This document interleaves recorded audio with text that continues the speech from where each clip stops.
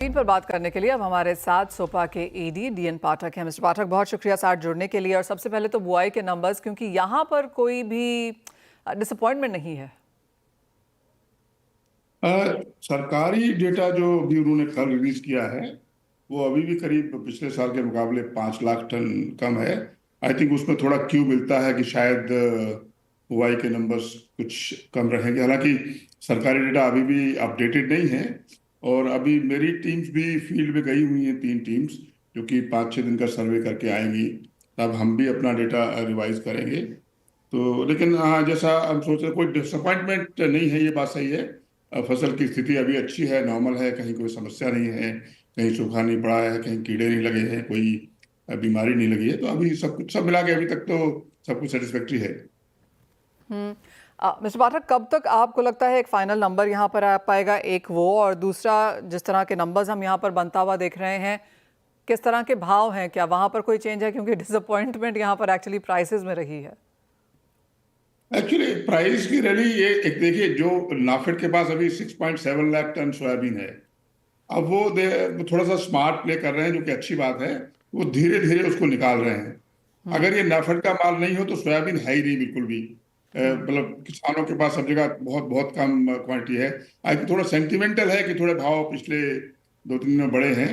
लेकिन अगर फसल की स्थिति जैसे मैं बता रहा हूँ है और सोइंग ठीक रही तो ये शॉर्ट टर्म है थोड़ा सा रैली।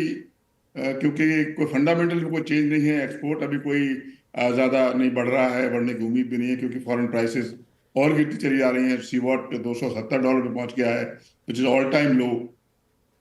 तो प्राइसेस ऑब्वियसली पिछले एक हफ्ते में 200-300 रुपये बढ़ी हैं। और ये नाफेड की जो सेल है वो बड़ी धीरे धीरे हो रही है। उसकी वजह से थोड़ा हैंड टू माउथ लगता है। और फिर जब भाव बढ़ते हैं तो फिर लोग थोड़ा, जो ट्रेडर्स हैं या जो स्टॉकिस्ट हैं उनके पास जो रखा हुआ है वो उसको थोड़ा रोक के चलते हैं। तो वो भी एक इफेक्ट है जो कि प्राइसेस को थोड़ा इफेक्ट कर रहा है।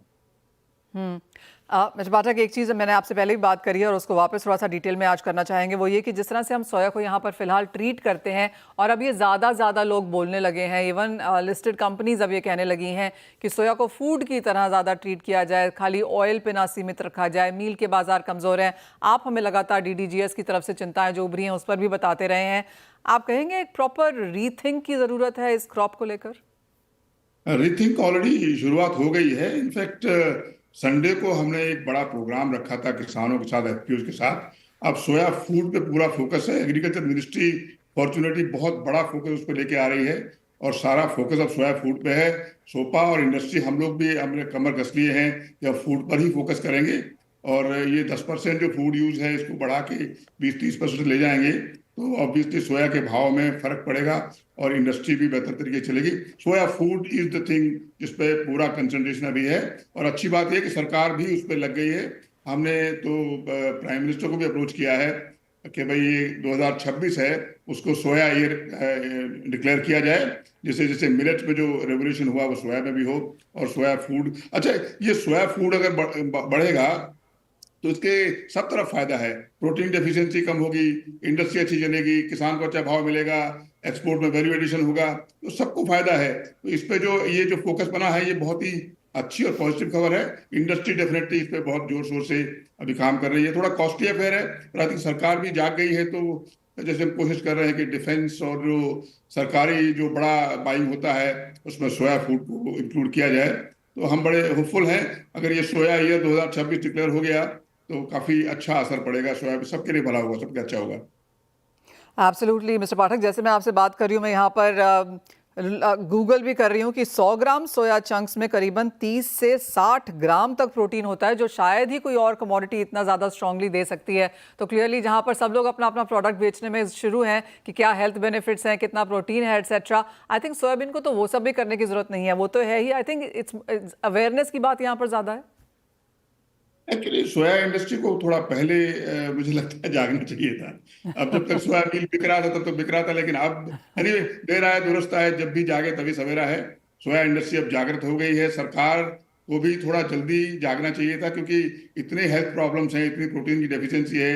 1 ग्राम पर KG of body weight soya sorry protein की जरूरत है, जो कि हिंदुस्तान में शायद किसी को मिलता हो जो एफ्लुएंट क्लास है या जो नॉन वेजिटेरियंस हैं उनको मिल जाता है, बाकी को नहीं मिल पाता है। तो प्रोटीन की एक बहुत बड़ी जरूरत है और सोया ही सबसे इकोनॉमिकल सोर्स है और वेजिटेरियन सोर्स है जो कि इसको पूरा कर सकता है।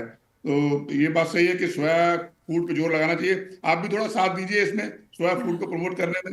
हम भी लगे हुए हैं, शायद एक नया रेवोल्यूशन सोया में आएगा और फिर हमको कोई धमकाएगा भी नहीं कि हमारा सोया ले लो कि नहीं ले लो। सोया बिकना शुरू होगा तो सबको फायदा होगा। वेल एब्सोल्युटली, मैं तो बात करते करते आपसे कह रही हूँ, और वेजिटेरियंस तो ऑफ कोर्स सोया को यहाँ पर काफ़ी देखते हैं, बट ऐसे जैसे आपने कहा कि यहाँ शायद थोड़ा सा ज़्यादा अवेयरनेस क्रिएट करने की, एजुकेट करने की और उसको डिफरेंट तरीके से मार्केट करने की यहाँ पर ज़रूरत है। मिस्टर पाठक, एक लास्ट सवाल फिर यहाँ पर वापस एमएसपी की तरफ से आते हुए, क्योंकि ये एक थोड़ा सा प्रॉब्लमेटिक एरिया रहा है, जैसे हम लगातार बात भी करते रहे हैं कि पिछले साल का तो मिला नहीं और अगले साल का फिर हमने यहाँ पर भाव बढ़ता हुआ देखा। कोई सेंस आप बनता हुआ देखते हैं कि कैसे रह सकते हैं प्राइसेस, और क्या हम एट ऑल यहाँ पर एमएसपी पे पहुंचेंगे? आई थिंक मैं अपनी बात पे कायम रहूंगा कि एमएसपी जो 53,280 रुपए है वो इंडस्ट्री दे पाए करंट सोयाबीन मील और ऑयल के भाव में, वो आज बिल्कुल भी संभव नहीं है। आज की जो कैलकुलेशन है उसमें सोयाबीन अभी 34-35 हज़ार रुपये बढ़ गया, क्योंकि क्योंकि फॉरेन में सोयाबीन के दाम और कम हो गए हैं।